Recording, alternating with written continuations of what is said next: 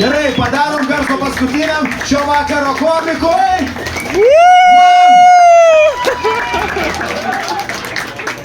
Gerai, labas vakaras, paskutinį kartą, labas vakaras Kaunas, labas vakaras Hogas. Okay. Gerai, kiaušai. Pašnekam apie kiaušus, ne? Aš nemėgstu maudyti šaltam vandenį.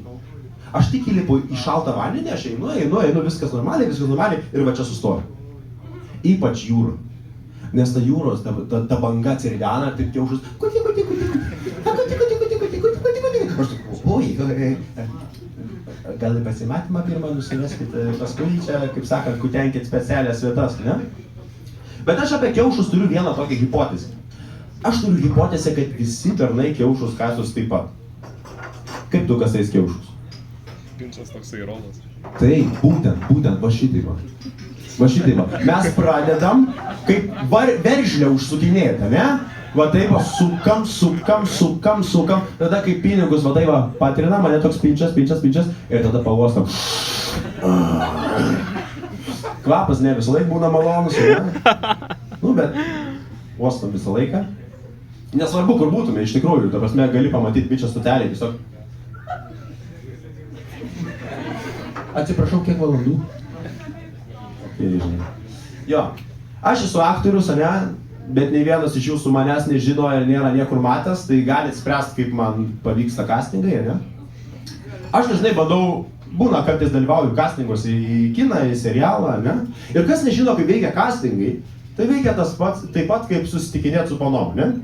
Ateini, prisistatai, parodai, ką sugebi, palieki savo numerį, tau sako, kad paskambins, nu, niekad gyvenime nepaskambina. Visiškai du identiški dalykai, ne? Bet vieną dieną aš po castingo žiūriu, blemba, kažkoks nepažįstamas numeris skambina. Kažkoks nepažįstamas, blemba, gal pavyko, gal paėmė tą castingą, žinai, atsiliepiu, alio, žinai. Labą dieną, čia Inga iš Tele2, galite kalbėti? Nepaskambinote Knydos, žinai. Nu, bet Inga manęs nepamiršta. Pizdu Inga, žinai, kalbėk. Inga, aišku, kalba 2 valandas, pasiūlo kažkokį debilišką planą, kur aš tikrai gyvenime nepirksiu. Bet aš žinau, kad vieną dieną mes su Inga už rankyčių susikeibę eisim Laisvės alėjui. Va taip, ir aš pamatysiu režisierių ir sakysiu, žiūrėk, ką praradai kalę. Stačiais papyčiais, tik į priekį, o va taip va. Ne, juokauju. I am not gay, but $20 is $20, ne? Jo. Aš labai norėčiau nusifilmuoti geram siaubo filmui. Geram siaubo filmui. Ir aš galvoju, kodėl Lietuvoje nieks nedaro gerų siaubo filmų, žinai, kaip Amerikui. Ir tada man daėjo. Nes blecha būtų per daug keiksmažodžių. Nu matėte, ne išvarymą, iššoka ten kokia vienuolė. Visi, kaip būtų Lietuvoje? Iššoka vienuolė. Baig tu nachui! Nu nesižiūrėtų, nifiga nebūtų baisu, ne? Mano mėgstamiausias siaubekas yra Anabelė. Ir baisiausias siaubekas, nes aš esu aktorius, kuris dirba lėlių teatre. Anabelė yra fucking lėlė, kuri vaikšto, blet, apsėsta demono, žudo žmonės ir pasiema jų sielas. Jinai ne tik mano sielą, bet ir darbą pasimtų. Dvigubą baimę pas mane yra. Jo, aš mėgstu ir geras siaubo istorijas, ne? Bet geras siaubo istorijas reikia mokėti gerai papasakoti. Nes mano sužadėtinė žiūri siaubo istorijas True Crime, ne? Kurias pasakoja pana iš Marijampolės. True Crime istorijos su Marijampolės akcentu. Oh yeah. Nieks šitoj žemėj nėra baisu su Marijampolės akcentu. Nieks. Dabar esmė. Ir tuomet tą merginą tiesiog nažaliai. Ją sukapojo. Visi jos ilgai ieškojo. Ir nieks jos nerado. Jos tėvai pasigedo. Ir buvo blogai. Nėra baisu, ne? Bet aš, aišku, aš nesityčiau iš tarmių, aš esu iš Panevėžio, tai aš irgi turiu tarmę. Ir mano kursiokas iš Plungės, ir mes vieną dieną su juo susiginčiom, kieno marozai baisesni. Aukštaitijos ar Žemaitijos. Aš sakau, žiūrėk, mes aktoriai, davai suvaidinam ir pažiūrim, žinai. Ir aš pradėjau aukštaitišką marozą, žinai. Ką tu čia vaikšt, ką čia darai? Girdi, duot savo šait. Nu, visai baisu, ne? Bet mano kursiokas sako, ne, žemaičiai žymiai baisesni. Sakau, davai, parodyk žemaitį. Ir jis toks, sako, pristoja kokią 5, žinai. Nu, ko čia dara?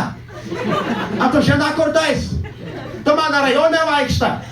Atidaug visus pinigus. A nori į marmūzį? Nu, taip išsiaiškinama, ne?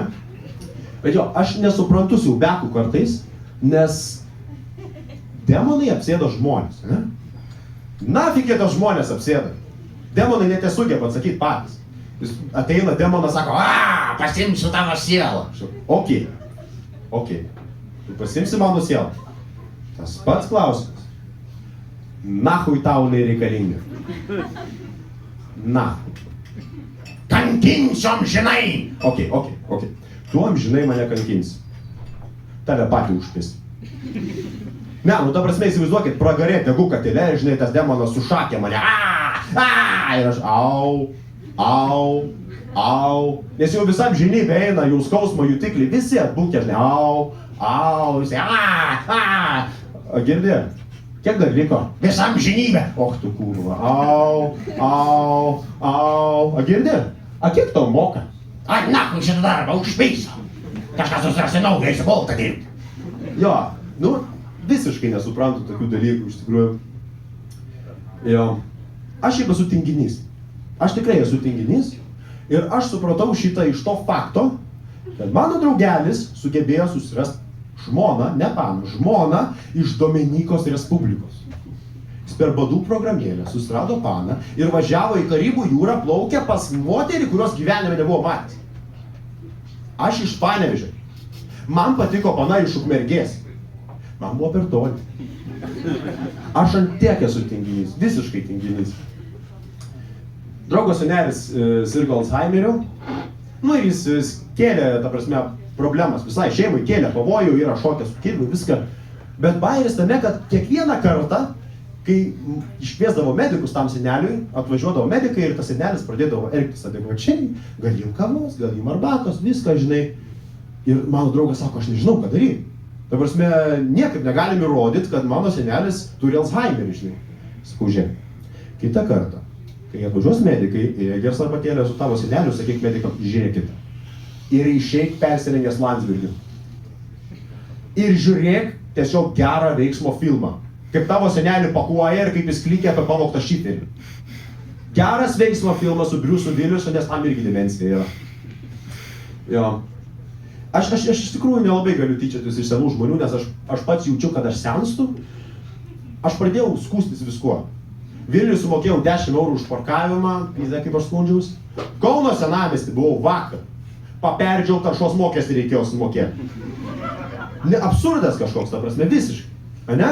Bet aš senstu, bet ne tiek senstu, kad man barzda pradėtų augti. Saulis blemba 18-metis, jam jau daugiau kalas. Ir man sako, blemba, o kas būtų, jeigu tu mėnesį laiko, žinai, nesisiūstum, žinai, mėnesį laiko. Nu, jūs tai dabar žiūrite. 3 plaukai maks. Nif-nifas, naf-nafas, nuf-nufas. Kai turi 3 plaukus, tu jiems sugalvoji vardus, prisiriši prie emocinis ryšys atsiranda, ne? Ir ant dešinio spenio kažkodėl irgi vienas plaukas. Vienas plaukas. Ir man sako, Girdi, kodėl tu nenusiskudi to vieną plauką ant dešinio spenio? Kažkaip neestetiškai atrodo. Sakau, nes dėl vienos varpos kombaino nieks nekuri. Pas mane yra ceremonija. Aš tą plauką paimu, su žirklėm nusikerpu ir įdedu į kriauklę. Ir tada nuleidžiu, žinai, pamojuoju jam, viso gero, išlydžiu, žinai. Gaila kiekvieną kartą su juo atsisveikinti, bet gerai, kad jis grįžta, iš tikrųjų bent jau tas vienas plaukas. Jau. Aš dar ko nesuprantu apie senus žmonės, tai, žinot, babas, kuris sėdi, laukia autobusą 2 valandas. Autobusų statyti. Tarp miestinio autobusą laukia 2 valandas. 2 valandas. Sėdi, žiūri į vieną tašką. Nieko.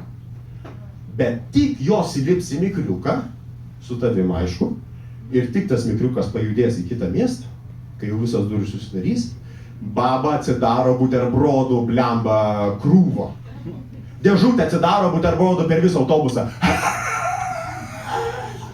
Eik tu nafik. Be bairio, aš kažkada mačiau babą, kuri valgė kraujinius vėdarus tiesiog autobusą.